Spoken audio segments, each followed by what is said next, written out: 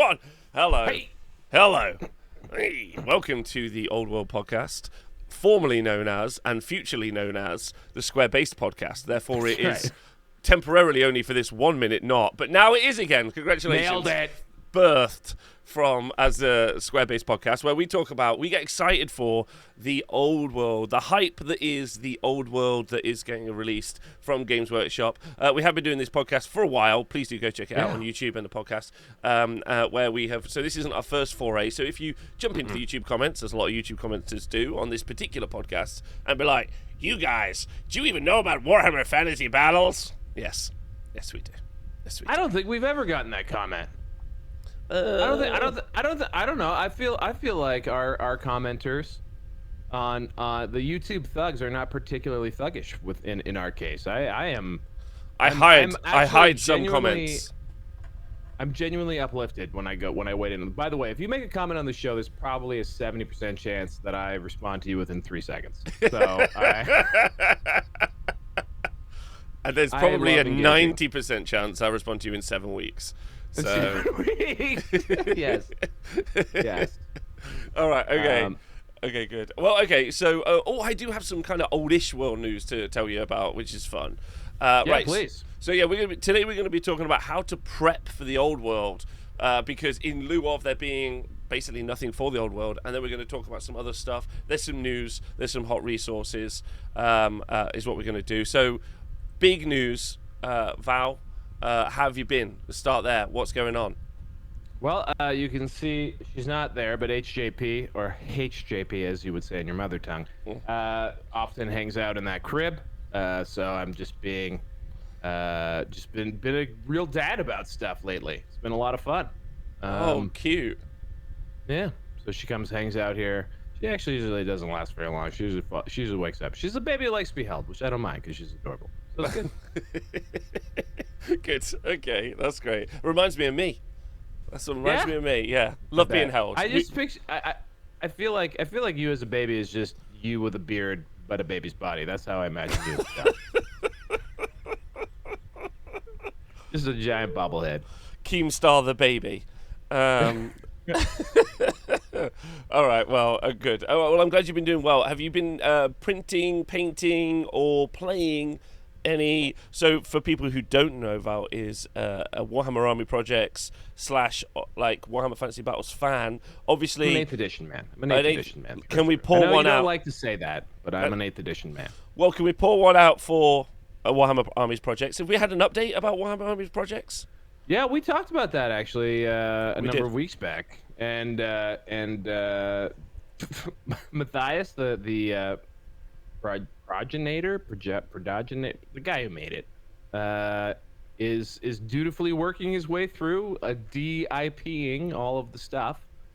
And there's actually a knock onto this that went unnoticed by us. In fact, unnoticed by a lot of the quote community, which is that Warmaster, which is the epic version of Fantasy Battles, also had a fan-made version and fan-supported version called Warmaster Revolutions, which combined Warmaster and I think it's called Warmaster Ancients Progenitor. Thank you, Gangsters Paradise. Which combined those together and basically kept the living rule set alive for Warmaster, which is 10mm Warhammer Fantasy, and a very, very popular, a highly regarded game from Games Workshop. They got C&D'd a long time ago, like 6 months, 7 months ago, and they really much like Warhammer Armies Project had been doing what they've been doing for a long time. Like it was sort of like, and also like in full view of. Sorry, I'm trying for it. I hate when my screen is there. Yes. There we go.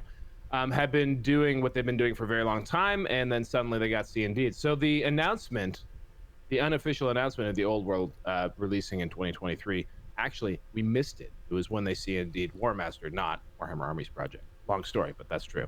Oh, okay. That's pretty interesting. So we think that they're generally coming for all of the Old World IP to wrap it up in a little bow. Yeah, I can't wait until Creative Assembly gets their C&D. They're going to be fucking confused. What is this? I could hear. You know, someone's making a video, what they call video game about our Warhammer fantasy battles. They're not Send even them a on letter. square bases. They've even updated some of the models. It's an outrage. That model belongs in AOS, it does. Yeah, that is actually super weird because looking at the old Warhammer Fantasy Battle models and then the updated sculpts in the old world is very confusing. Imagine you're like a Sylvaneth guy, or sorry, Wood Elf guy in old, like in the Total War, and you're like, you've done hundreds of hours, and they're like, we're releasing Wood Elves, and you're like, oh my god, I'm so excited. Like, you're like, and then you walk in like, one tree man, please, and they're like, here you go, and then you're like, what is this lump of shit in this box? What is this? This is a tree man. No, I said tree man. No, this is a tree man. No, I want a tree man. This is just a pile of logs, as Rob once described it on the show. A tree man that is neither tree nor man. Yeah. Hector Troy, thanks for resubscribing. Appreciate you. Wait, Warhammer Fantasy Battle designers discovering Scryer Acolytes aren't one metal pose in Total War. Livid. Furious. Well, good thing they're not putting them in Old World anyway. So that's fine. Exactly. Okay, yeah. So we haven't had much information. We haven't had much there information. was a Pegasus sprue. There's a sprue that got leaked, which says to me that we are hardcore into the manufacturing process. Well, let's talk about that, shall we? Because some people won't know, and there's also some great. There's some great backstory to this. I'm going to try and find it for a moment, so I'm going to do my best Jamie impression. But what Jamie really should do is shoot his co-host. Pegasus. Well, that's why there's a no. They should be like, Jamie, pull that up, and he's like, oh, do you mean this? I'm tired of pulling up shit for you. That would be my dream. I'm just trying to find it now. I don't know if anyone in the chat has got the link to the sprue. Yeah, you had it. This is awesome, guys. Because I helped him discover the power of screen sharing, I can see him fumbling around on Google. There we go. Lovely. There we go. This is lovely. This is real behind. This should be a Patreon tier. This you can just sign in and look. Just watch Rob surf the internet. I mean, that's actually my show. So, right. Hey, so great. Here you can see a Pegasus. It's single Pegasus. Pegasus. Multiple will be Pegasi. Okay. So we've got a Pegasus here. Pegasus. A Pegasus. And this is a sprue that was leaked. So this is an all-plastic sprue. So you'll know better than me, because I know you'll have done your research. This is a new sprue for a Pegasus Knight? Well, if you look closely there, Robert, if we put on our R.I.P. I almost said Julie Andrews. Angela Lansbury glasses. Yeah. There's a little marking on the top there. It says Games Workshop. Oh, enhanced. 2023, I think, clear as day. Oh boy. Yeah. And also, I believe there's some clearly marked fleur-de-lis on a few of there's some filigree on that's easily visible on this, marking this, because a lot of people are like, whatever, it's just Cities of Sigmar. And I think it's quite clearly not Cities of Sigmar. Yeah, it's absolutely not Cities of Sigmar, as I've reviewed the entire Cities of Sigmar book, and these aren't in it. Well, let's review this then. Let's review this. I've reviewed your review, and it was delightful. Thank you. They do not like the elves and the dwarfs. They're like humans only. Get it? Yeah, I like the the no mixing thing. That's funny. But I don't know. Whatever, guys. Let's keep going here. I don't know why the dwarves are still in Cities of Sigmar if they're core fantasy. Like it's just I'd love to see the memos that are like guiding like what's allowed to be, like where the streams are allowed to cross and where they're not allowed to cross. Because memos, they are literally in the cafeteria throwing food at each other. Yeah. Like I just wonder what the lot, like did they do a draft where they're like, you can have 10. I want 15. All right, no, like did they do, because like the dwarves are core faction in fantasy, to old world. Core faction, for those not understanding, are the factions actually getting like full treatment, whatever that turns out to be in the old world releases, and then non-core factions still get rules, but they don't get supported, and all of those tend to be the factions that are more popular in AOS, I think. Yeah, but the dwarves and dark elves still have minis in Cities of Sigmar, and the dwarves are a core faction, and that's clearly going to be a cross promoted kits. Like, why did the dwarves stay? I don't even understand. Well, no, they're doing dwarven holds. I actually don't. So the kits that stayed in Age of Sigmar were the new kits that they released in Warhammer Fantasy Battle. So Longbeards, Iron Drakes, and Shield Breakers. All right, and then they just had like a Warden King and a Rune Lord, so not actually a big release. I personally think that those just won't actually end up being in the Old World range, much like we're not going to see Night Goblins in the Orc and Goblin range. So, just to contradict you there, if you look at the More Things Change picture of all these sexy dwarves on 25 mils, the Fire Drakes are there. Oh. Gyrocopter isn't, though. Jesus Christ. The Gyrocopter isn't. Anyway. Oh, yeah, you're right. The Shield Breakers are there. Yeah. Well, I don't know. All right. Exactly. This is what I'm talking about. There is no rhyme nor reason because the Gyrocopter's on there, and as you said accurately, when you scroll down and look at the orcs, there's nothing that made it to AOS in that orc army. These are all discontinued models from Fantasy Battle that just didn't make it. Honestly, I am confused at this stage. Yeah, I'm confused. I am straight confused. Well, what a great one. And then they took all of so they kept some dwarves in Age of Sigmar. So they kept those Fire Drakes and the Longbeards and such. But they took away the Sisters of Avalorn, whatever they are, Sisters of I don't know what they are. They took away all the Wood Elves. Like I don't understand why. Like what? Why? What is happening? Thank you, D, for subscribing. Thanks everyone for tuning in and subscribing. If you are listening to podcasts, thanks for listening. If you listen to YouTube, please do like and subscribe. It helps. Shout out to me listening later on. Yeah, shout out to you, buddy. I hope you're having a nice time. Right. Well, I don't know what the rhyme or reason is, but getting back to the Pegasus sprue for a moment, if we could. Oh yeah. So this does mean that we're going to get some plastic kits. So we were scared that some of the true. That we were scared that some of the kits that we were going to see, this was original. Were these fine? I think these were plastic before, but these are new plastic. So the Pegasus Knights are actually as new as Bretonnian kits get. Yeah. But I don't think that there is an official Pegasus hero. So this fuels a bit of my for example, you could kit bash a Pegasus hero because there's a unit of Pegasus Knights. But a hero on Pegasus or a Lord or whatever doesn't have an updated model. So I'm feeling like maybe one of my working theories that the launch box is only net new in plastic, which the problem is it's grounded in logic. So my thinking is that they would only release stuff that nobody has in the launch box, so that people have to buy it even if you already have Tomb Kings and Bretonnians. They want to put. I would assume in the launch box, they want to put models that literally nobody owns because they've never been made before, like net new units. That's my theory. I think it's a Necromunda situation. I think that's the easiest way to describe it. We're going to get a bunch of plastic stuff. We're going to get a bunch of plastic stuff, like we do in Necromunda, which comes out of almost the main part, and then there'll be upgrade sprues and or whole other kind of characters from. That's basically what they do, right?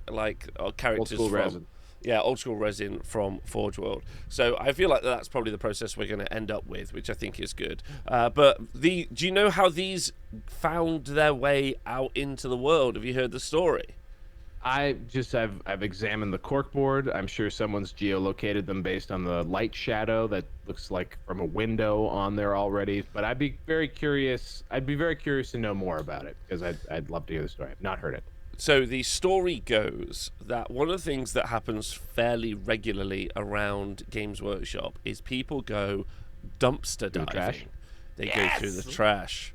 And this was sold. This was sold at, I don't know if you guys have them there, but this was sold at a car boot which is like a yard sale where a car boot is where people get a load of their cars together, open the boots, put a table out at the front of it, and then everyone sells stuff. And this was sold. This was sold at a car boot for £1. It's beautiful. Piece of Warhammer history for £1. Beautiful. A pound, which is pretty good. I mean, it's not going to set the world on fire as a leak, but I'm sure there's someone right now working out. There's someone who now has to go through meticulous practices with bins because of this. There's someone who has to like empty a bin, say a prayer, yeah, like photo it. Poor Gary down in shipping and receiving has got to go like lock up all the garbage cans at night now. Yeah. Actually, right after they had their the great poo disaster of 2022 or whatever it was, when they were literally flooded by a torrent of shit, they had to throw out a ton of stock. So like their dumpsters in the back were like just overflowing with stuff. And so I remember watching a few like breathless videos of like people like just on the chain link fence, just looking at all the stuff in the bins. It's amazing. That's exciting. So that is fun. And just to kind of like move the story along, in a kind of fun twist, because it's Bretonnian related, I thought you might be excited about this. Not many. 2 weeks ago, I was at, I don't know if I've told you about this already, but I was at the world's largest full tilt tournament. You had mentioned. I mentioned it. Yes. You actually helped discover that one of the, like, I don't know, I think he's a pretty cool content creator, actually moved to Toronto randomly. And I need to chase him down and make him play me in fantasy. Yeah, Eric. But yeah, apparently his name's Eric. He's making a very large Titan. That's all I knew. That's what I think the algorithm made me watch. They all are. They love Titans. Yeah. Yeah. Because you can spend 9 months doing one thing. Exactly. The Titans of YouTube, you gotta build Titans. You know. Yeah. So yes, how was your full tilt experience? I haven't played that in many moons. Well, I didn't get to play. Well, you spectated a full tilt tournament. Well, I mean that's very on brand. So yeah, just to be clear, Eric, who made a video about full tilt, the Bretonnian based jousting game.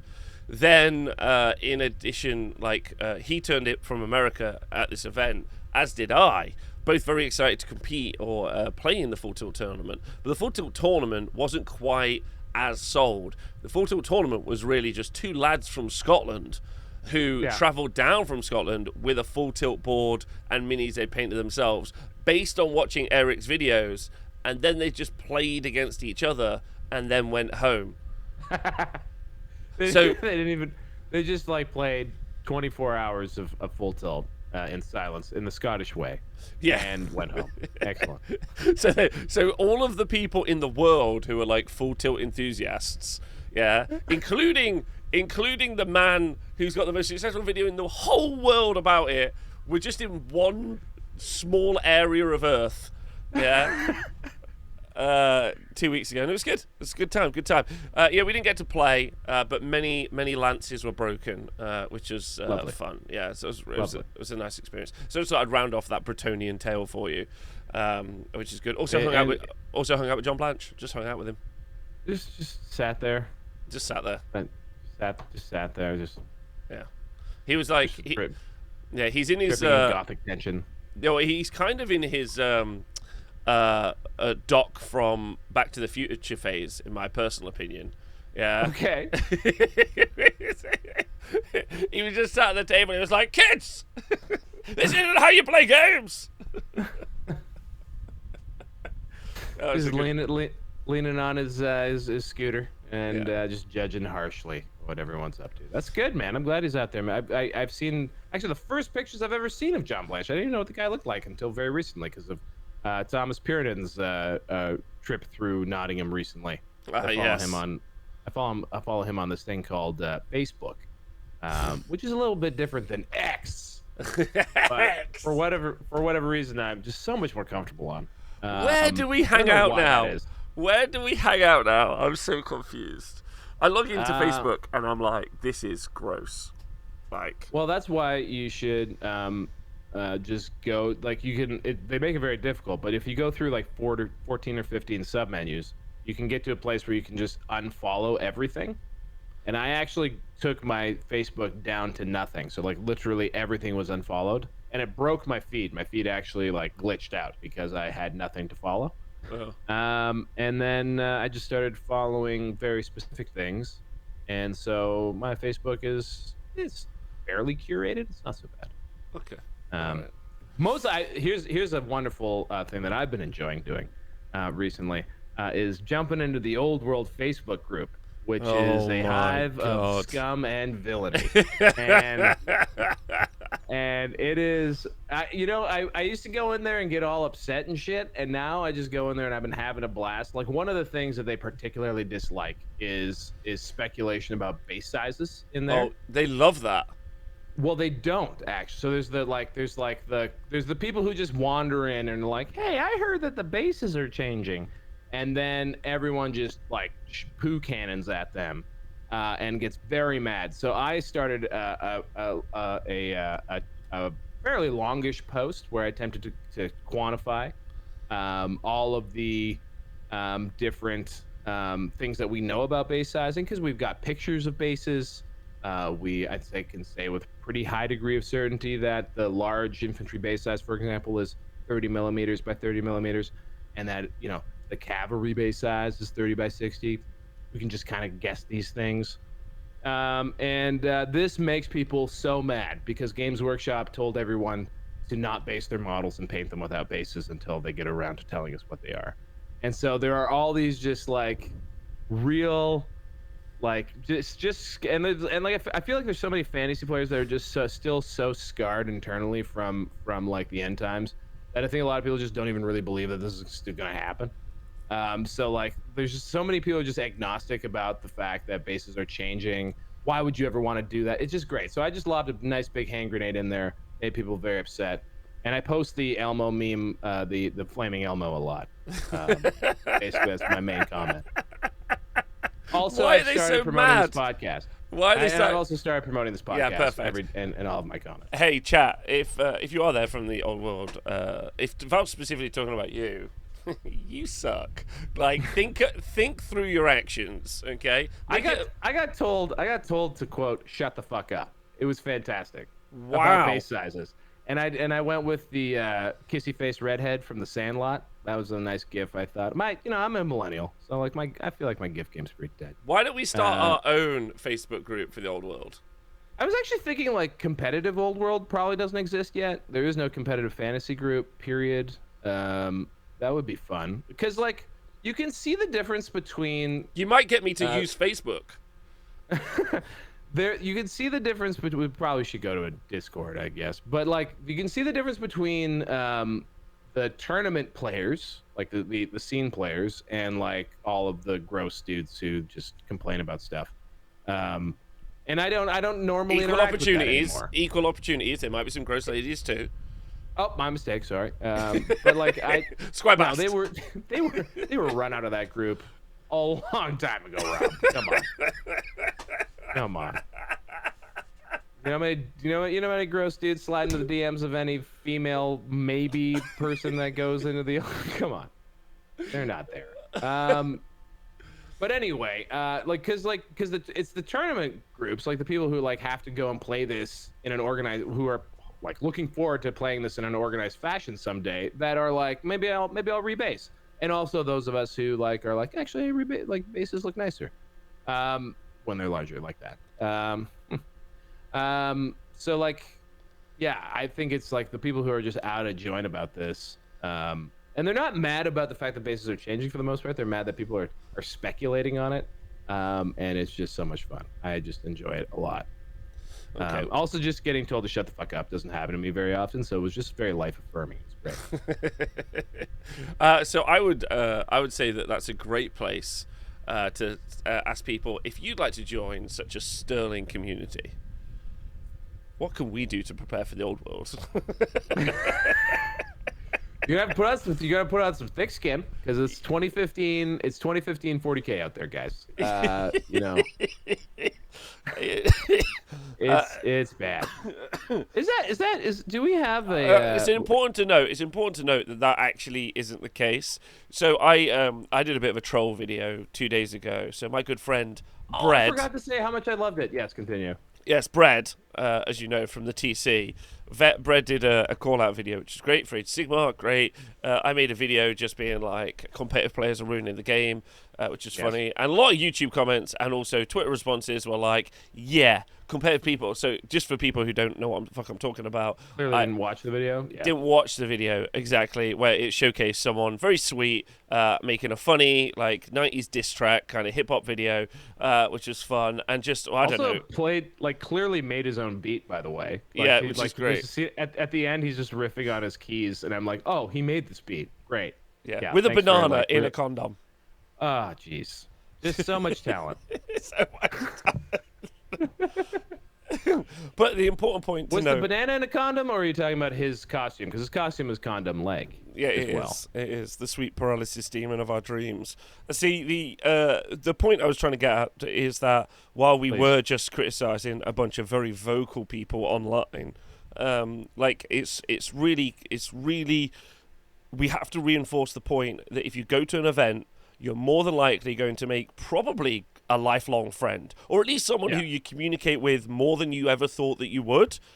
5:30 in the morning, I wake up to hang out with this guy.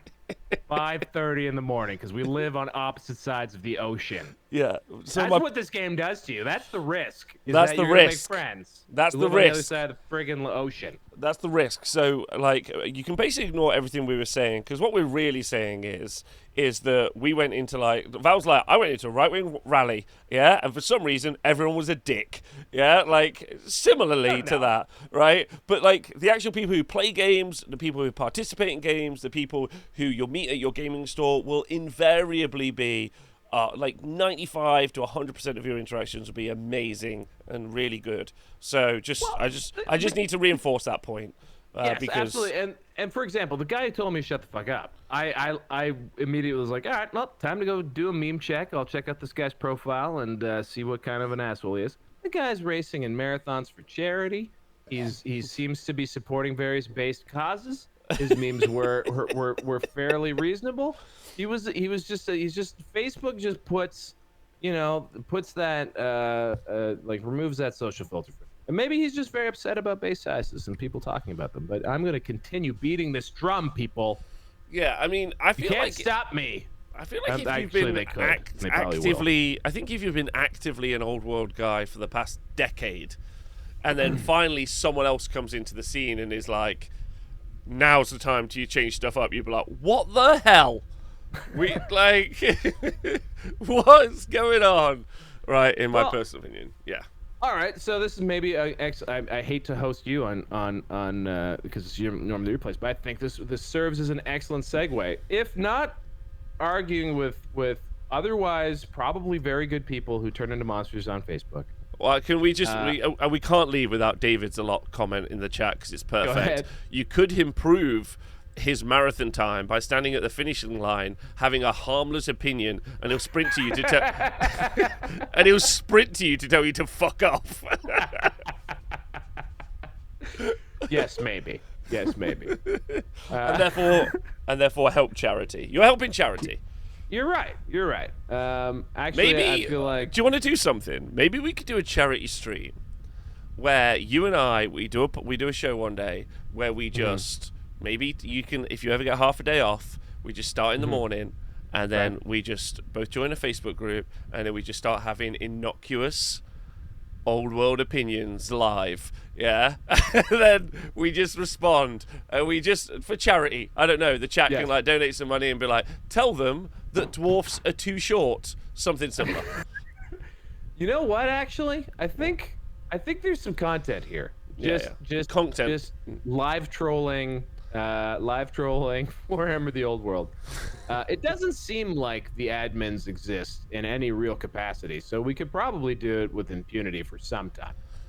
We just go until we get banned, but we would get banned for not really doing anything. It'd be one of those I'm not even touching you kind of moments. It'd be good. All right, perfect. All right, so that's one way to get prepared for Old World. Go to the Facebook Old World group, ask questions about base sizes. That's the first way. That's the first way to get prepared. If we could get a few, because this is the other thing that triggered was that after I wrote my list of like, here's what I think we know about Old War base sizes. That triggered probably 4 or 5 like actual new posts complaining about me, but indirectly. It was a sub Facebooking, if you will. What, they complained about you? Well, they were complaining about how they had gone like a long time without anyone talking about base sizes, or that, you know, the base size debate had sort of quieted down a little bit. And then basically I read a comment from somebody that was like, look, we don't know anything about what they're doing, okay? So you just have to be patient. Like, don't speculate. And I was like, well, that's bullshit. We know a fair amount already. Like, they've shown us a ton of models. And a lot of people don't believe that those are the actual armies that are going to be in the old world. Like, GW rebased entire armies, paid guys a couple weeks to paint those armies. And they're just like photos that they use for Warhammer community, and that's it. They're like, that's not the actual dwarf army. We don't know that that's the army. We don't know that that's the army. What the fuck is wrong with you? Anyway, I can see that you have currently been in the Facebook minds for too long on your own. It's okay. Just a couple days. Yeah, this is okay. No, this is a anyway, space to talk about it and share. So anyway, so in the face of that, because people are asking the question and they're getting shouted down, right? And like, right. That's fine. Like, but like, I was actually finding the fact that people were saying we don't know anything more annoying than the people like annoyingly asking like what's going on with base sizes. And so I wrote a post about what I think is going on with base sizes, and it actually highlighted a lot of interesting, like in the comments, like highlighted a bunch of interesting little things. For example, here's a neat little niche one, just some quality content for you.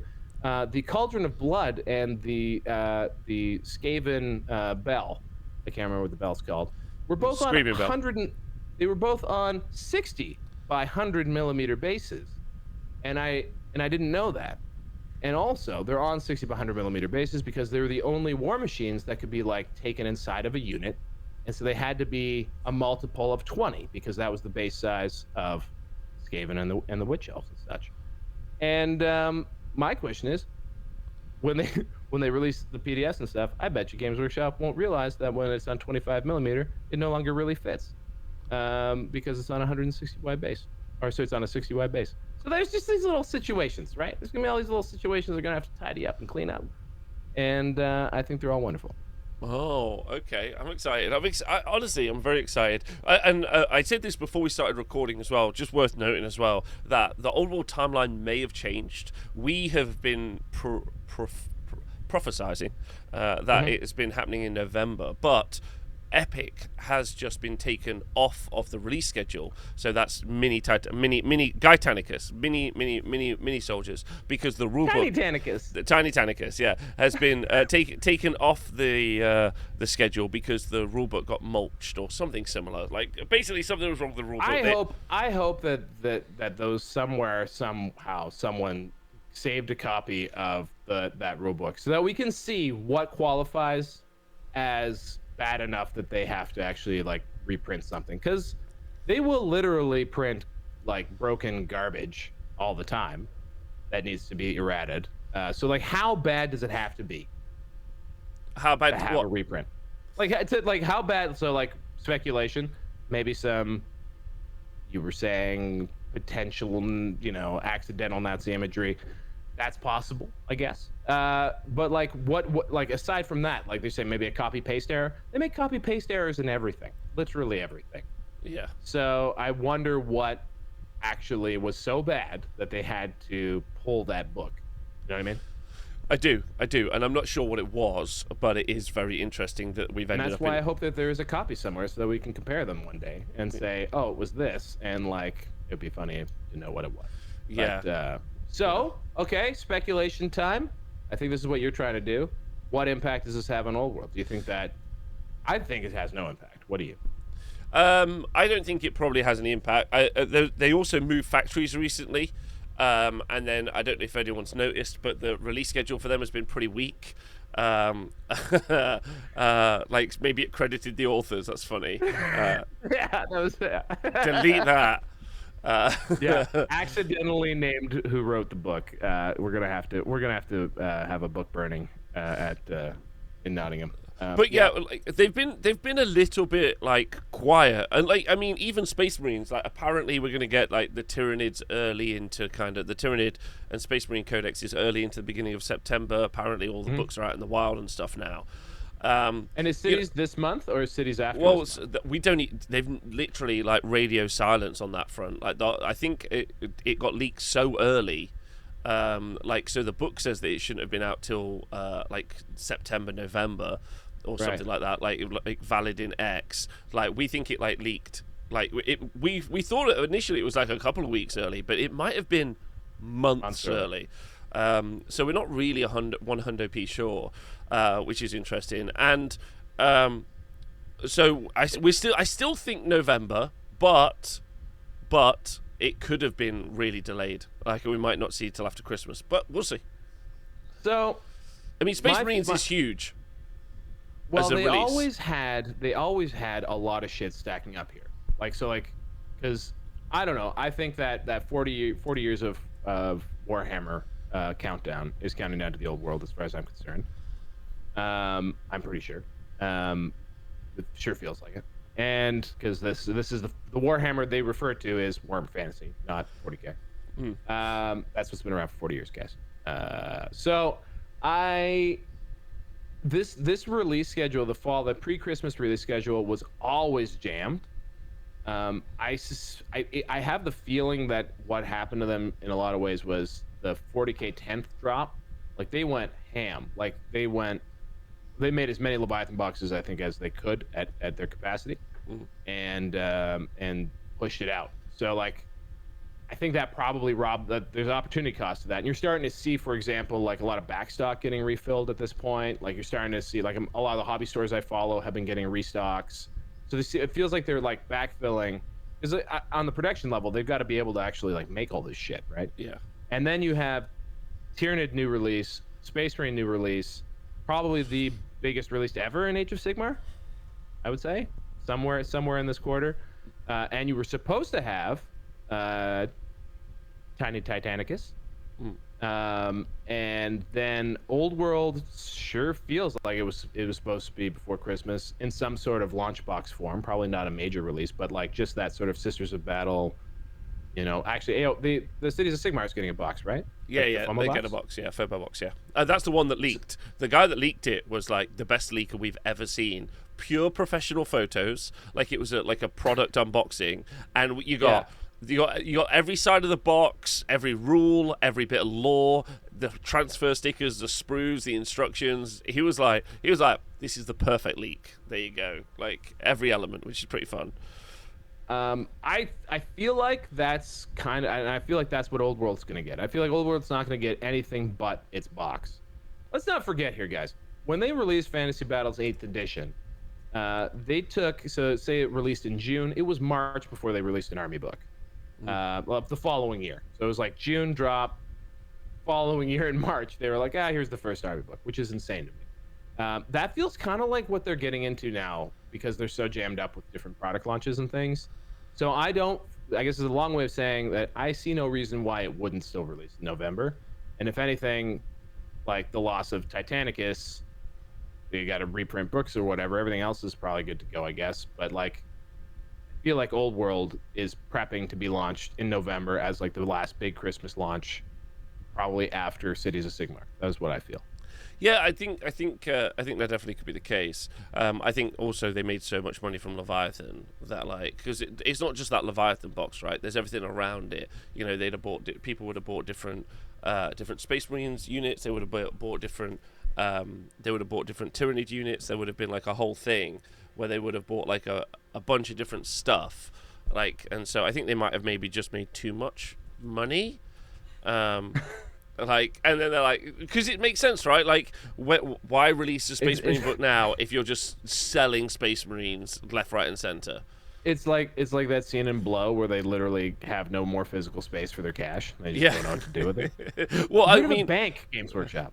I mean, they kind of did that like shitty thing, didn't they? With the when they eventually squatted the Forge World stuff and they legended a bunch of stuff off. But they waited. A month before. Yeah, so that people bought up a bunch of shit first. Yeah. Yeah. So like, I mean, But, I think they've got the opportunity to be looking at how much money they make and be like, you know what, hold off a few months. I mean, they're early in the year. They got lots of time to make it up. Like they don't have to be too worried. And like honestly, they can't keep up anyway. So like they yeah, I just it always looked their announced stuff, like the stuff they've announced. And I think like we're gonna know probably whether or not Old World's coming this year at Nova, because that would be the next major release sort of hype cycle. But I don't know. I feel like there's far too much like I don't know. I just feel like it's got to be like this year. So what do we do, Rob? If we think whether it's early in 2024 or late in 2023, what do we think? What should we as Old World stands be doing to be ready for this moment 1 hour into our show? What should we be doing? Okay, so number one, first thing I'd be doing, the first thing, because this is one of those things that you think is one of the last things that you're going to do, but this is one of the first things that you should do, is source and produce movement trays. This is literally the vegetables before the meat. This is the, this is the boring bit before the sauce. But like top of the list, it's the thing you're going to do last, and you're going to regret having not done, and it's the first thing you got to do. And honestly, I don't really know what the answer is. I tried to find, there are some 3D print files online to print some out on like an FDM printer. So I did do that. And I'm sure there are probably some, I'm going to Google it while you tell me. What do you think? What do you think of that? To add to your mountain of side hustles, all you need to do is you need to get whatever machine exists, and I'm sure they exist, to bend and cut metal, because metal movement trays are the Cadillac movement tray, so that you can magnetize them nicely. Oh, but what about wood with a sheet? Sounds like too much work. Why not just cut out the middleman? Get that wood out of there. Okay, wood is for elves, Rob. Okay, this is Old World. Okay, you want metal base? You want metal movement trays? Shout out Shogun Miniatures. But actually, I'm less so on the movement trays. I get exactly where you're coming from there, because it feels like something we can do. The problem is, unlike rebasing things, because you printed out on your FDM printer a ton of 25mm bases, because we know about those. I did. Unlike bases, we actually don't know how many ranks and files we're gonna want in our units. Like in 8th edition, you kind of know if it's just a dumbass troop, you probably want to have room for up to 40 of them, which is a lot. It doesn't look like unit sizes are going to be that big, but we don't know, for example, what the files, so width or frontage versus ranks or depth, sort of trade-off is. And they were hinting strongly at it in their little rules preview. So it could be that like sometimes you want a 5 wide, and it could be sometimes you want an 8 wide. A lot of those orcs are in like 7 or 8 wide, but a lot of the elves aren't.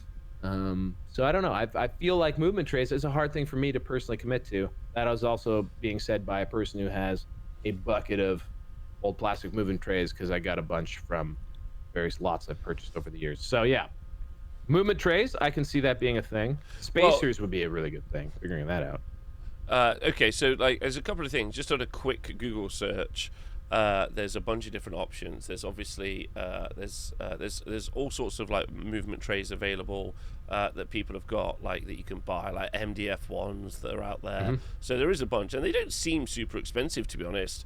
Like, you're talking about like a couple of quid on eBay. They honestly do, like they're the sort of price where 3D printing them does not make it's almost not as good. Yeah, it's just it's almost not as good. The only advantage that you do have to 3D print, so my square bases that I 3D printed have as attached to the base, they have a magnet slot. So you know how and then you can put a magnet in, and then that's why I printed those bases, because I was like, well, actually that saves me a bunch of time. And then there are also companion movement trays where they themselves have magnet slots, and then the bottom of the movement tray, in fact I've got one here on screen just for everyone to kind of see. So the front, it's completely in black, perfect, but I'm describing that there's holes here for all of Yeah. your miniatures, but there's also magnets at the bottom of the movement tray, holes at the bottom so that you stick it onto your carry case. That tray also isn't going. But I don't know. But your version is have a magnetic sheet in the tray, then the metal tray, and then the miniatures on the metal tray. Yeah. So what I like to use are from a guy called a firm called Shogun Miniatures, and they are just like steel movement trays, and they're also that gives a little heft as well, which I really like when you're like moving them around like an old-timey general on a strategic map. I enjoy that about them, and they slide really nicely. And then what I use are rather than full-on magnets for the most part, usually I actually use the adhesive magnets, like fridge magnets, for the bases. Because you don't need a lot, you just need enough to like keep them grounded. They don't have to have like a tremendous amount of pull, and so like I find that actually sometimes when you do the magnet on magnet, and you like go to take someone off their base, you can break the guy off of their actual base sometimes because the magnet pull is so strong. So you got to be careful with how powerful your magnets are. Or sometimes the magnets themselves just like detach. That's why I like the fridge magnet, the sticky fridge magnet style thing. You can order all this shit on Amazon as well, which is great. So yeah, getting the trays going is good. What about just like speculative model producing? Like, have you been getting any armies ready? So I have been 3D printing some Bretonians, and I actually built them last week. Really? And then they're You got like one? Yeah. Give me a sec. You keep going. All right, so Chad, he's gonna go reveal some. I printed a couple of these off too. I think they're the Lost Kingdoms, Kingdom of America.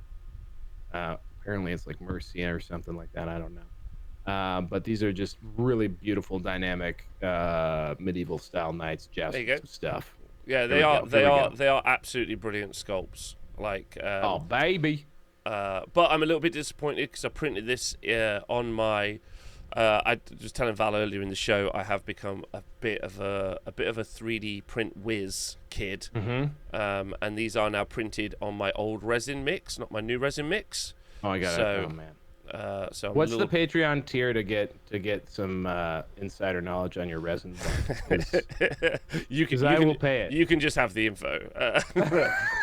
Everyone else, fuck off. Just so you know, everyone. Basically every like clever thing I have going on in my life, including using Video.Ninja. After years of using a paid-for service that was inferior, for the record, I was like, Rob, what do you switch to from Skype? And he was like, oh, this thing called Video Ninja. It's far superior. And Rob always just gives me fantastic advice, which he earns. He goes through a lot to learn things, and then like a scavenger of his mental IP, I just steal it from his brain. And I sometimes feel bad about it, but not often. Honestly, like, it's for someone with rampant ADHD, it actually is a very like I told people, I was like, last week I spent 3 days studying resins, and people were like, oh, they kind of just like, oh, did you? I'm like, yeah, torture. Like, absolute, like, do you know when people are like, oh, what 3 days of my life? It's like mental torture. I think I'd have done solitary instead. Yeah, over that. But anyway, like I've seen some pretty deep videos where like they'll like put them through like torsion tests, and like they actually like will like have like the friggin' scale on it showing how much weight is being put on the piece or whatever. My system was just Mikey throw things at a wall. Oh, I did that. That was my system. Okay. Like, that's nice. just I was like, this works, and everyone would like look at me, and I was like, so I just threw it at a wall. They were like, oh. Well, if it passed the throw it at a wall test, it's gonna be good. So yeah, I have been sculpting, and as you know, I also did a Chaos Dwarf army, but the printers currently are in use, so like they currently are on hold. And honestly, like, I'm not too stressed about. You also printed like 120 dwarves already, and I don't know, God knows how many Bretonians. So you're probably good for a little while. I've only cavalry Bretonians. I think I've only done about like 18, and I feel like that's okay, but I don't think that's quite enough. And then, and I'm not. The Lost Kingdom minis are really nice, but they print awfully. And what I mean by that is because they're all in individual pieces. You just don't have to do that. Like, I've been having this conversation recently about like sprues and other stuff with the chat. We've been talking about just how painfully non-consumer friendly some of this stuff is, and and that's why, shout out to Avatars of War. I did actually. While I haven't printed them, I did put them into the slicer to look at them, and they just print as a whole piece. So that's a new thing they started doing. Those are their like ready to go regiments or whatever. Yeah. And because previous to that, they basically made them like multi-part kits where you had to glue everything together. And at some point, they were like, "This is probably really annoying to people," and they started making them as just like, "We're gonna make them look cool and give you a bunch of options, and off you go." So two things to say. Number one, I want to shout out that the quality of the Lost Kingdom miniatures is fantastic. So I don't want that to be a criticism of the minis, because the minis are stunning. And looking at them right now, I'm actually like, yeah, these are so good. I'd like to point out. And number two, if you are a 3D print guy, there's a new option inside Lychee where what you can do is you can add. You can group a selection of so if you have got all of the arms for Orc 1 and then the head for Orc 1, you can group them, and then what it will do is it will like kind of add a little tray to them. Okay. So that like when you take it off the print bed, you're like, oh, that's the arms, weapons, head for Orc 1. In that little section, so that you could individually work on each one as a project versus like which head was meant to go, because with the Bretonnians, that's one of the frustrating things with them is you've got the legs are very specific and they only go on each horse, so you can't really do 2 different horses, 2 different legs, 2 different bodies, because it's just a nightmare. So what I end up doing is just doing like 3 of the same horse on a tray, and then just being like, cool, I'll find a use for them, or I'll give them to a friend, or I'll do something like that, if that makes sense. No, it makes total sense. So like that's a bit frustrating. But yeah, like that would be my 2 bits of advice at the minute. But yeah, when you have a miniature because ultimately building miniatures is super fun. I really like building miniatures, but it's so much easier just taking a whole mini off a plate. Like if you're looking for speed, it's like that's done. Well, it's also the benefit. Like it's one of the core benefits of 3D printing. Like even if you like, I don't know if you've ever tried it, but like getting good at something like I don't know. I always just use the default Windows 3D, whatever tool it's called, where you can actually like modify and like remix models. You could actually, like, with the 3D printing process, you could do your assembly in the computer, right? And then like inside the computer. In the computer. Like I remember the first, like one of my first 3D prints I ever did was I ran into the challenges of heroic scale, right? So like I was trying to get these goblins the right size, and I would make them either like too big and their head would be like, I would make them their head the right size and they'd be too tall, or I'd make their body the right size and their head would be too small, because anyway. And so at one point I was like, fuck this, I'm just gonna change their heads. So I want to have the heads a larger scale. So I was like literally using clippers to like cut a 3D printed goblin's head off and use another 3D printed goblin's head that was in a 32 millimeter scale to put it on there, so I get a heroic scale E-Man G goblin. And then after I'd done that 10 times, and also cutting resin with clippers is like shooting a gun. Every single time you take that goblin's head off, it is terrifying. Not with the new stuff. You're gonna get a smooth cut. Well, hell yeah. Beautiful. I'm super excited, and genuinely. Anyway, I realized I could have just done this in the computer. I could have just made his head bigger in the computer. So you could do your assembly in the computer, but then you know, like it just adds something. Yeah. Okay. Oh well, I am also someone who hates building, so that's a thing. I think, I mean, ultimately it depends on who you are. Like, if you're like, I'm someone who likes building, then the Avatars of War stuff where it's all individual parts is actually incredibly cool, and you can kit bash all your guys. And if you're not, what's nice about, again, the consumer experience on that other side is that you get to make the choice, or more importantly, these developers, these producers, because they are paid on Patreon, right? They're like, oh, if we give you both options, will you support us more? It's like, yeah, yes, we will. That's really easy, because you're doing the same job, but you're like selling it to 2 different audiences, which is really good as well. I've had this conversation recently about like Games Workshop's plastics. Yeah. and sprues, and I want to make a video about this because I think the sprues are probably one of the most anti-consumer things I could ever experience. Every element of it. I was actually going to make a joke that, like, or when you get your brand quote new Tomb King sprue, you'll have very few choices. But nowadays, I think is what you're referring to, is they go together in a very specific way, and it's very, very, very meticulous and tough to do anything. I'm gonna make a whole video about it because I think it's like an interesting conversation point, like, and especially like. Yeah. Because, like, you know, like, it's quite fair to be like, you know, absolutely no one hates the way that we make minis because, you know, we sell so many of them. It's like, no. It's just going to be really clear. The way you sell miniatures is truly, truly awful for the consumer. Even just the way they number the products. Anyway, so movement trays are the way that I personally would prep and I am planning to prep, other than, obviously, producing an army. And I guess one of the ways you could produce an army is go out and buy alternate sculpts. I'm actually working on my first video about this for working on my first video on this, which I've been edited together. Or you can obviously 3D print stuff. I think is a good option. What have you been doing? What's been your process? Well, I think most recently, because I guess once it got to around June, and to me, like, it was feeling like Old World's imminent. And again, maybe we're wrong, but I don't think so. Once we got to June and things were feeling imminent, I kind of got, like, really frozen in my tracks, which is why I genuinely asked this.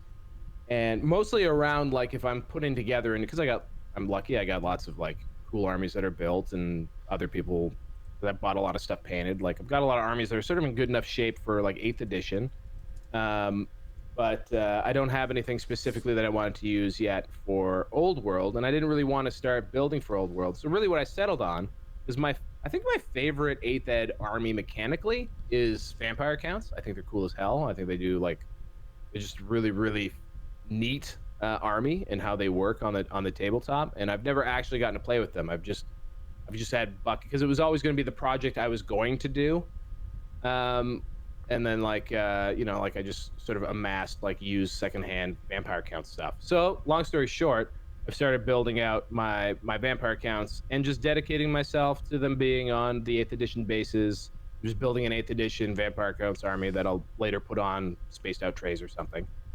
And that's because I also want to, like, I really want to play a little bit more 8th edition before it's all said and done. Because I really don't think anyone, aside from, like, the really grungy 6th Ed players, I know personally I'm probably not going to want to go back anymore, even though I've really enjoyed playing the Dead game. I am 100% my chip is going to go off. I think it's very unlikely, unless it's like, even if it is a shit game, I'm probably going to want to play the Old World rather than the old game, if you know what I mean. Yes, I understand. Yeah. I think I kind of want, I guess the way I'm preparing for Old World is, like, trying to get in as much of the stuff that I like right now before, like, Old World takes over my brain and I never touch it ever again. I think, how do you feel about, like, terrain and stuff? Like, do you feel like it's anything... People don't generally tend to, prepare terrain anyway. Like, I think it was a bold choice to be leading with movement trays, you know, like, I think, you know, people were like, no, Rob, I'm just going to buy all my minis and I'm going to sit in a box. I'm like, that's okay. No, leading with movement trays, I think is genuinely is a good point, and it feels like something that you can do. The terrain is a good one, although I do have a fair amount of like hills and shit that I've put together over the last couple of years, so I think I'm pretty good there. I do have a very amazing 3D printed Babbling Brook that I've been meaning to do. So I don't know. So maybe that's something I can put together. What I'm really excited about is since the Old World was out. And again, shout out to Total War. Total War has brought a lot of those, like, worlds to life. There's been a lot of world building. If you do any of the siege battles on Total War, there is a lot of buildings and structures and, you know, settlements and fortifications and stuff. And even going beyond that, some like the external battles or the quest battles and stuff like that, there is some stuff. And we're also starting to get some sort of, like, we're getting a lot of like GFX stuff from Total War as well, and they're kind of showcasing what stuff may look like. And for 3D artists, again, like Patreon and 3D print people, Yeah. I think that there's absolutely for them to make like not not the old world terrain out there, and I think that you could end up with something that looks really stellar. Because Games Workshop previously didn't really sell those sorts of kits. When I first started playing Warhammer Fantasy Battles, non old world building stuff. Gotcha. Yeah, yes. yeah. It's like 40K is the same way. Yeah. Yeah. Like when I played Warhammer Fantasy Battles, there was some stuff. There was there was this like telescope thing on a hill that was cool. There was a house or two. Yeah, but then I always like I'm trying to remember the name now, but I remember putting in what was a ludicrous order for Tabletop World. Was it? Yeah, Tabletop World. Yeah. Like when I first got into Warhammer Fantasy Battles, because they have got the best buildings, which now you can find on gorgeous stuff. Now you can find on absolutely any 3D print website. Like there is always some house available that looks like this. Like this, but these guys obviously produce it as well. But the stuff was always just blew me away. And again, for people who want to go look at it, it's called Tabletop World. And I was like, yes, this is what I want. And it had like stuff. So evocative. It's so evocative, and it had silly things like the market had like like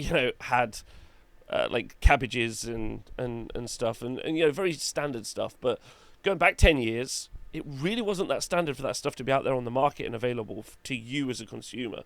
So I'm really excited about maybe putting a couple of like old world boards together that are like almost diorama-esque, because you cannot basically engage with terrain in the old world or in Warhammer Fantasy Battle. You don't really do terrain.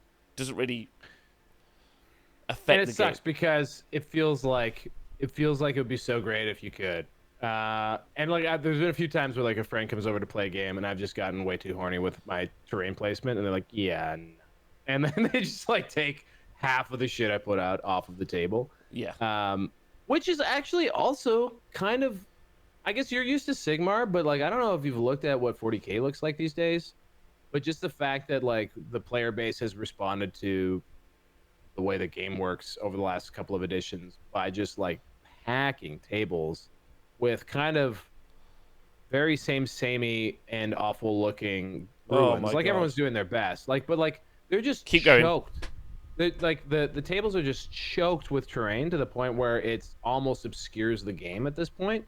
That it's kind of cool for me, like when I'm playing fantasy, like the models, like the minis are actually sort of like the star of the show, especially if you just play it on a gaming mat or whatever. If that's another thing, I feel like if like proper gaming mats had existed in 2015, they were just starting to come out in those days. Like I think Fantasy Battles would have been a lot better for a lot of people. But yeah, so I agree with you that the 40K terrain that we commonly see looks shit. But someone in the chat's already like laughing at me. But like I've been working really hard and diligently on the terrain for the arena. So here's like like while the L, it's an L, but it's a Votan, but it's a Votan That's L. sick. Yeah, Yes. Thank you for podcast listeners. I am holding up some cool terrain. Like and actually a genuinely cool Votan rubble wall. I'll take some pictures. So while there will be 8 L's on the board that are all Votan themed, I think that'll look actually pretty wicked. And you don't have to sacrifice. How it does look, but. While that's also true, I also do think that, like, whenever I go, like, I think my boards look really nice when I have a 40K event, and when people come over, and then I go to take a picture of people playing a game, and I'm like, where the fuck are all the minis? And they're like, they're just hiding behind here, Rob. Yeah. And I'm like, oh. Yeah. Like, so you are right. It does, a game of 40K looks like a board of terrain with some miniatures hiding behind it. That, Yeah. That is correct. And like I guess when you're into it, there's still that cinematic feeling, but like the appearance of it, I don't know. Just again, like when I went back and played a bit of 40K and when 10th first came out, it just did not do it for me. And I just for whatever reason, I'm really enjoying the rank and flank style. I'm even like, I'm even like, if Overworld stinks, I got enough stuff to play AOS too. Like it just, I don't know. It just doesn't feel. Well, so one I of the don't know, things it feels better for me. one of the things I like about the idea of terrain, you got me started now, but I'll be quick. Is Yeah, just do is cool. to do a diorama. So what I have for my Age of Sigmar terrain is it's pretty much just there's very little terrain. In fact, I had designed all of the terrain I have is basically non-interactive. Like you literally can't stand on it.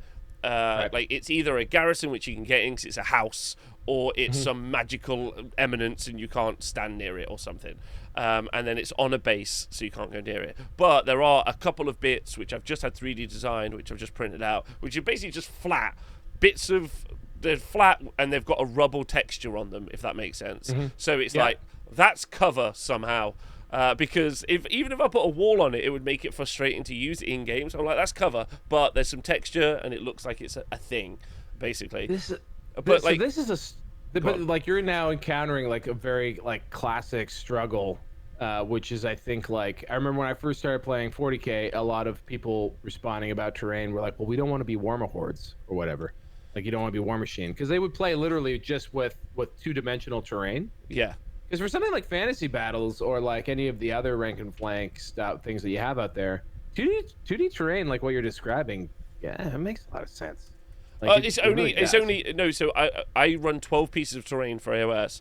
Sorry, Yeah. 10 pieces. Sorry, but 4 of them are just those little bits. But the other pieces is where I go really hard. So I just make it like I'm like, okay, this is a house, but then I put some like walls on it. There's a baker that I 3D print, cooking it, doing some baking. Like you could do like I'm just doing one right now where it's like a kind of like an orc kind of like destruction kingdom, and there's a big bit of MDF that I've stuck a Colosseum fighting pit on, and then I'm just gonna put some dudes in there having a battle, and I'll be like, well, you can't go in there. That's impassable. That's a Colosseum.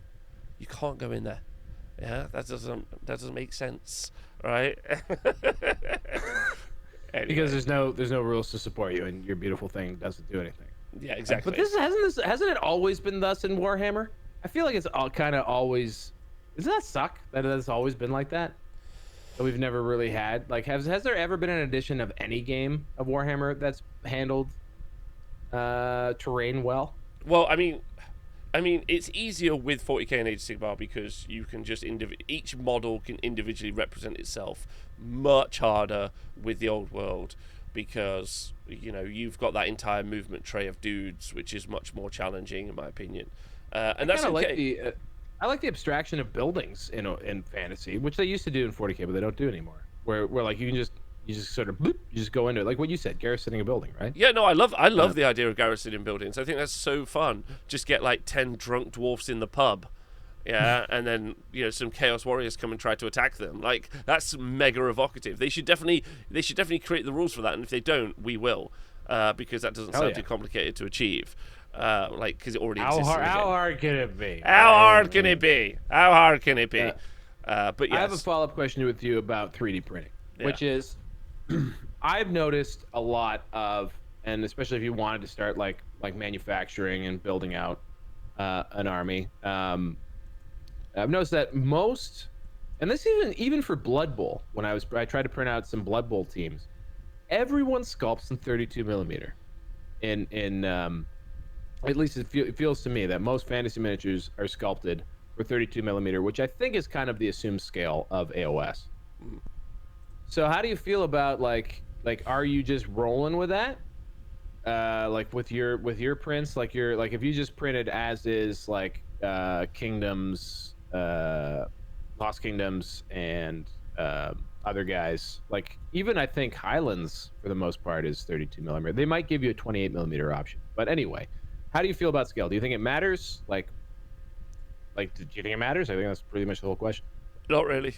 I don't think so. Okay. I think there's so many conversations, but like 40k is the biggest game by a mile, by a country mile, and event after event, and there are now event companies, so that's more standardized. But basically, you have no guarantee what the terrain at one event or even like is going to be like compared to the other. And the reason I bring up terrain is because you then you can't guarantee that someone's rule set is even going to be similar to someone else's. Like someone might be like, yeah, like you'd be like, oh, I've painted. Like my friend has got a Mexican army, but he's replaced all of the heads with a Necron head with a sombrero. They're his Mexicrons. Yeah. Yes. Sick. Yeah. And the sombrero adds, I don't know, a couple of mil. Maybe not an inch, but you know what I mean, to the miniature. Yeah. Is that going to affect you in game? I mean, does that matter if there's no terrain at that event, or if there's too much terrain, or like, does it really matter? I think I guess I love that you went immediately to like the impact on gameplay, because actually I'm just talking from an aesthetic point of view here. That like I really love, for example, the AOS Vampire Lord. The guy's got like bats flying out of his hair. Very cool. He's just sort of like, he's just so fucking, again, evocative, beautifully moody model. But he'd be like 10 feet tall on a Warhammer Fantasy Battles, like field. You know, like he would look out of place, because a vampire is taller. They're generally made to be sort of larger as is. So he'd be like way huge compared to a like rank and file Empire guy. And I just wonder, like, so I guess you've answered my question, which is you don't care Z's. You're just going to print them at whatever size they are, and they're going to look good, and that's that. For aesthetics. Also, like, I mean, I think it's fair to say that, like, for aesthetics, I think some of the bigger ones, not bigger, but like, you know, like 32mm scale feels about right. I think there's a reason miniatures have evolved from 28mm to 32mm. And I feel like it's because that, you know, the miniature designer has a little bit more space to showcase what they want to achieve. Like in that, I agree. Yeah. Do you know what I mean? In that space, so I would say that like it feels like that's the scale people want to sculpt at. Star Wars miniatures or Shatterpoint is like 42mm, 40mm minis. Yeah. And it's kind of interesting because they weirdly actually don't have tons of detail at that size. That's probably them catching up on their production skills, right? Because they're injection molding those and producing them at scale. Like that's different than a 3D printer can do fidelity that GW can do at scale, right? Like, so like it's a different thing. I think is one of the things that I kind of, again, and I know I hate doing this, but like sometimes I do try to apply reason and logic to what appear to be arbitrary and boneheaded decisions made by our friends at Games Workshop. And I keep coming back to the tree man thing, right? And the reason why I keep coming back to it, and like the fact that the old trolls are in there, is that I'm wondering if at some level what that crossing of the streams is that they are committing to a 28mm heroic style in Old World. And that's why that may be the reason why a lot of those AOS models are not being used, is because of the aesthetic disjointed. Because that new tree man, that new Durthu next to Fantasy Battle miniatures did look a little out of place to me. Like, he was much bigger. I think that's really fair. And actually, interestingly, I've kind of been steeped in this conversation for the past few weeks, because we've had some sculptors and designers downstairs, and obviously my partner is a big kind of old miniatures fan. But what I've seen recently, because I've been having these conversations and seeing some stuff, is I've seen the old miniature, I'm going to say style, the aesthetic on new miniatures. Like I've been shown some like new stuff, but it's new stuff in the old aesthetic, which is kind of interesting. Big hands aesthetic kind of thing? No, more kind of like hand sculpted aesthetic. Like, got it. Okay. Because like actually like lead era stuff. Yeah, like hand sculpted stuff. And I guess while myself personally not like overly a big fan of, I guess we're gonna call it an aesthetic. Yeah. Like I think that it is. Louise had a great tweet about that. Yeah, I think it's evocative of a time, and evocative of I guess it's like art, because they are art, right? Sculpting miniatures is art, and I think what we'll end up with is different game systems. Because Shatterpoint's also a really good point as well. Because someone in the chat has brought up the fact that the Shatterpoint minis are different to the Legion minis. They're different scale. Yes. But they're also a different aesthetic if you take the time. For instance, they don't really use guns. Like, they do, a lot of the miniatures are armed with guns, but they look a lot more kind of like cartoon-esque versus like an actual, like the guns in in Legion look a lot more like the laser blasters and stuff look a lot more laser blastery. These are almost like just kind of some square-ish shape. And Little pew-pews. Yeah, and there's like an aesthetic choice, and it's kind of interesting watching these game systems now move away. Like, because Games Workshop, I think, is in many ways going for like a hyper-realism. I guess we could call it a hyper-realism. In like, we've given him a gun, and it looks like a gun, and he's got armor. Yes. But maybe some designers are just, pushing them on. They're like, do you know what? Like, we can produce minis like in the style that we really want. And so I think maybe Old World gets to have a pass on being its own aesthetic, which I think is interesting. And maybe you can either be a part of that, or because how would you feel if someone was to do a more so you could do orcs and goblins, and you could do them like bright and poppy. If you're doing the paint job, bright and poppy, and like make them all the mushrooms and everything. But you could also do them very grim and very dark and very kind of grim, grim dark. Great show.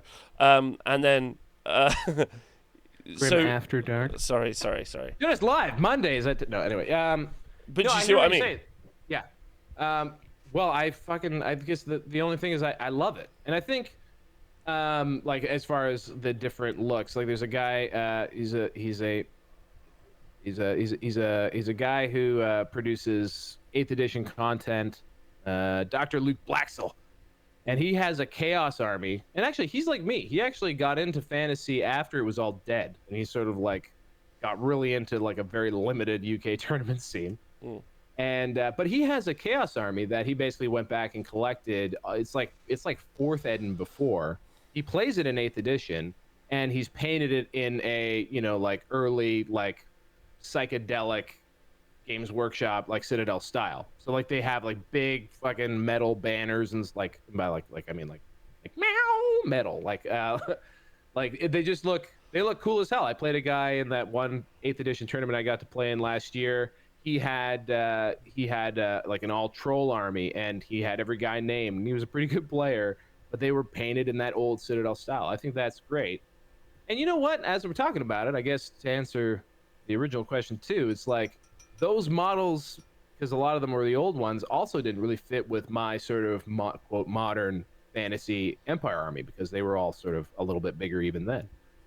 So I guess it works as long as mechanically it works. I guess it doesn't matter if your Chaos Dwarves are a little tall, or if your Bretonnian archers are actually proportioned correctly, because it's probably just going to look dope.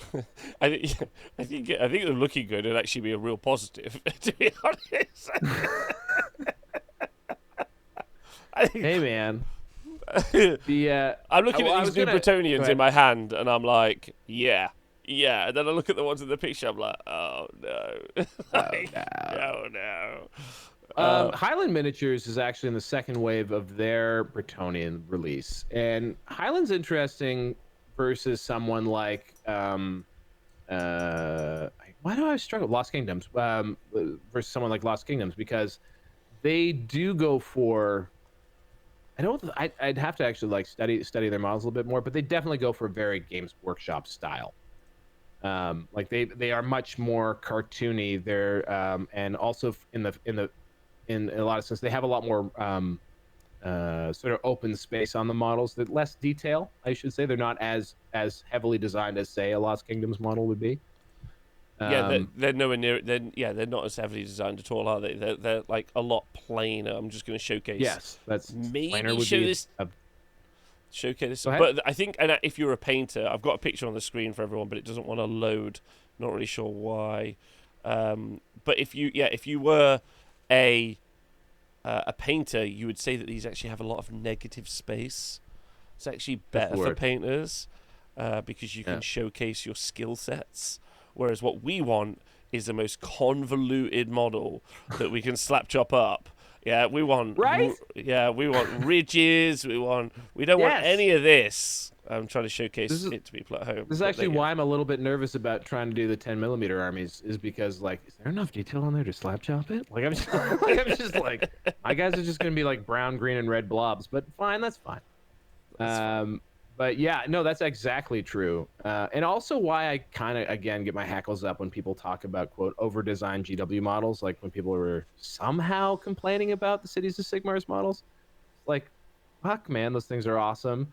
And also, all of those details sort of do dovetail with that new painting tech where you are able to, like, use very advanced paints to get like a lot of like a really nice result with very little effort, which is exactly where I live. Yeah, exactly where I live. Yes, me too. A 3D printed model prints completely on its own. That's very, very textured that I can slap chop. The perfect thing. That's it. That's all you want. What's that? Yeah. The perfect thing. Right. Well, it's been. We've had an interesting chat so far. Chat. How do you feel about? Hello. How does everyone feel about it?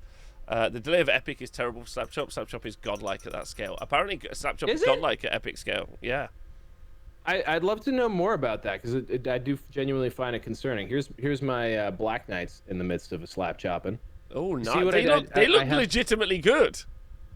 Bro, your method is sick as hell. But I want to note that this is a little bit of a I've gone a little bit rogue on these because I think I did a black base coat and then a purple sort of airbrush highlight, and then a purplish dry brush and a lighter purple over that, so that they will have a more of a different shading. I honestly can't tell the difference at all.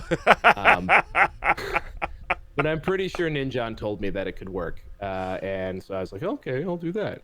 And I think it was just more steps for literally no difference.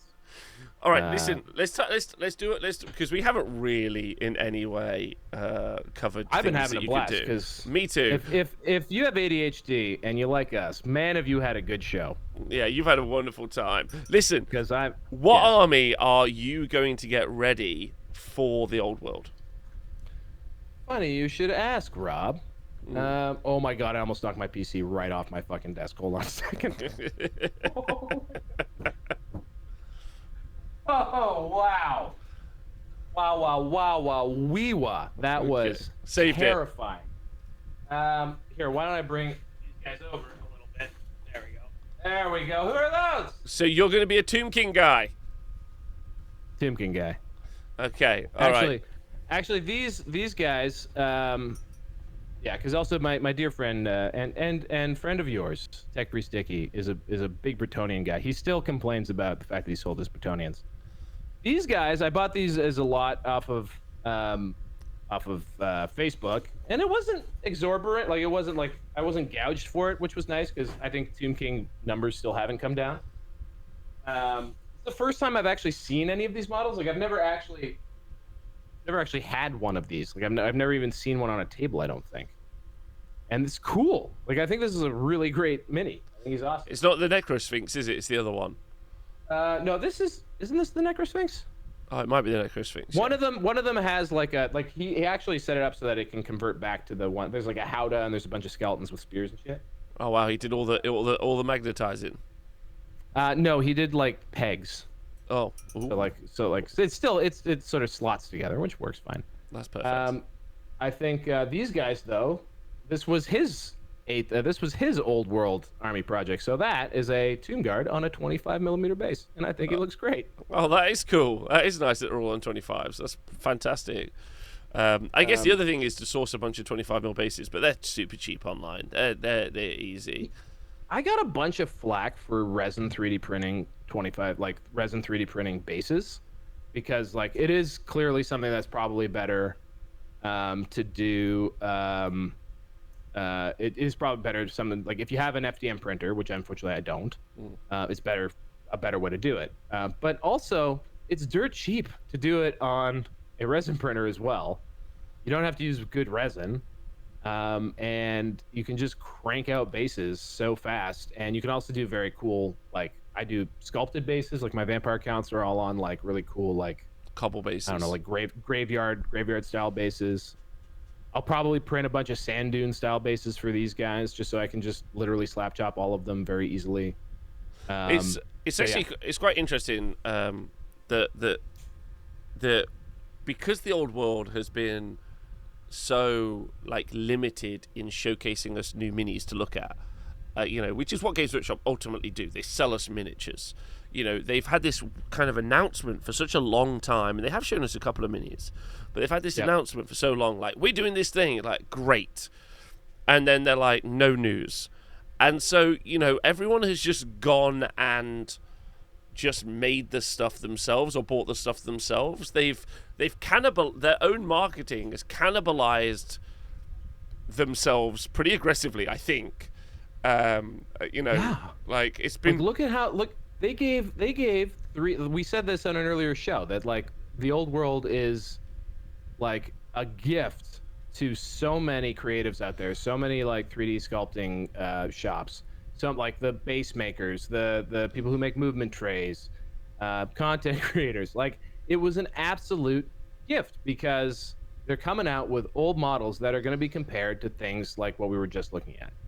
So like those models that we just saw, or even Perry miniatures for that matter, like for a lot of these lines, or Mantic, or like there's a bunch of places where you can even buy like off the shelf models that will look great, good-ish. You're mad at me now. Anyway, I love the Mantic zombies, for instance. Like they were way better than the old GW zombies. Way better. Like I thought the old GW zombies were some of the worst friggin' things ever, and you needed a million of them. So I have a million Mantic zombies that I picked up off of some used site. But like there's just so many sources that you can go to for this stuff, and they just are not competing right now. But then again, they are a monopoly, and a lot of people probably just don't even know other shit exists, and they're just waiting for the next drip from the tap. Yeah, and that's kind of how it goes. That's an interesting fact as well.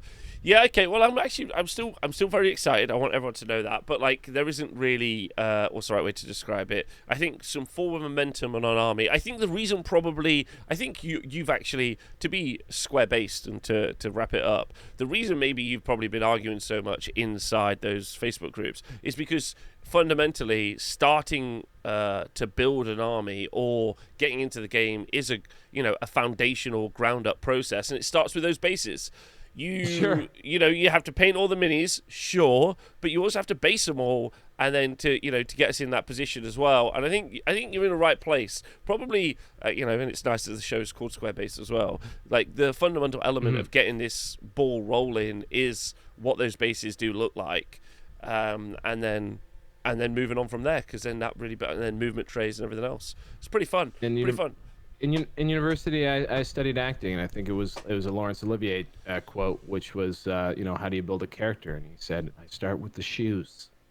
Oh, really? Okay, that's cool. Oh, we also need to build it. We also need to build an army builder, and a score tracker. Those are two things that we as a community will need, because there's no way that they've made an app for it.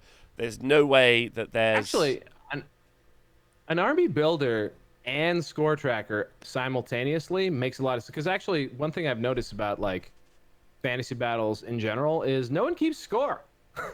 I'm so used to like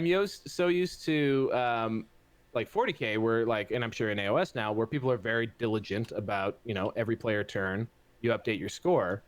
In fantasy, like victory points for the most part are kill points.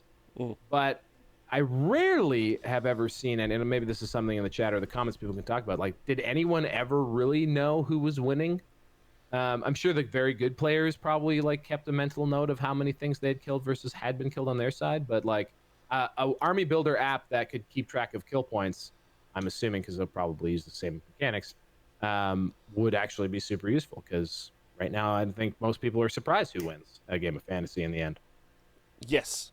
I would. I think also stats and some other stuff as well. So there's definitely some people I'm going to talk to about that. We'll talk about it post-show and get that sorted off the ground before release, because that's a super simple thing to create, and it's not something they could DMC strike, because you could just stick it in like Hawaii or something, like just throw it somewhere else. Like it doesn't, like, I don't know, but not Hawaii. You know what I mean? Somewhere. I know what you mean. Yeah, Peru. Yeah, just stick it there. All right, we'll use this island in the middle of the Pacific. It's really far from America. There's no way they'll get us. I think they call it Hawaii. It's currently on fire. Shout out to everyone in Hawaii. Yeah, for real, guys. But I mean, Hawaiians, they do deal with volcanoes on a regular basis, so I hope they're doing all right over there. Yeah, me too. All right, cool. Well, it's been lovely talking to you. Thank you, bud. Absolutely. Thank you, bud. Thank you. What a great ramble. We haven't had a good ramble in a while. It's been good. It's been We've good. been slaves to the Warhammer community articles and just slogging our way through their hot copy. This was a nice ramble. It was right, and hopefully, if we get the time next week, we can just actually go through we'll go through some lore again. We do have, since we did a first show, we are a little bit more set on where we are in the lore, which is nice. And then we could also start to predict where those different nations will be on a map, which is kind of fun as well. That's some fun stuff. Maps are fun. Well, we have the old world to go off. We have Total War to go off. We've got some other fun stuff as well. Go on. Oh, I'm a big fan of doing like definitive guides of third-party minis and STLs for the core factions. I think that would be a great show to do. Because like we've kind of done like a few like what's new in 3D printing episodes and like gone for a little walkthrough, but it'd be great to like actually go through and like what because I remember what was the one that you did when I wasn't here. You ran through and you were looking at some of the avatars of war and you're like, oh, this is just, I can't remember the word that you used. It's like there's just no competitor, and there are a few that are like that. There are a few that are interesting. I actually, after that show, recorded a video, and I'm halfway through editing it as like a little faster paced video, which is fun. So I'm going to try and get on that today, but only so much time in each human being's day. But it's exciting because you've got to not only do you get to talk about all the games, you want to build and paint all the minis to play the games. That's the exciting thing. That's what we want. That's what we want. Yeah, best 3D prints for all world. That'd be really fun. Okay, right. Listen, if you've enjoyed the Squarespace podcast, do shout out Val in the comments because he will reply to you immediately and get on with it. Immediately. Which is good. And if you've enjoyed it, thanks for hanging out and join us live every Thursday, 11 a.m. Till 1 p.m. British summer time until the clocks change, in which case it'll be 5 a.m. Eastern. 5 a.m. Eastern.